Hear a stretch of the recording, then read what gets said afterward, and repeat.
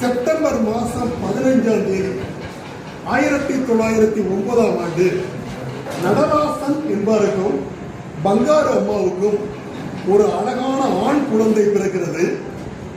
அந்த குழந்தை கருவிலேயே திருவாளர். பிறக்கும் பொழுது அந்த குழந்தை தமிழாகவே பிறந்தது என்று சொல்லலாம். பிறந்து வளர்ந்து அண்ணாதுரை என்ற பெயர் பெற்று படிப்பு படிப்பு படிப்பு படிப்பு, அது ஒன்றுதான் அவருடைய தாரக மந்திரம். காஞ்சிபுரம் பள்ளியில் படிக்கும் பொழுது திருக்குறளை அதிகமாக நேசித்து வாசித்தார்.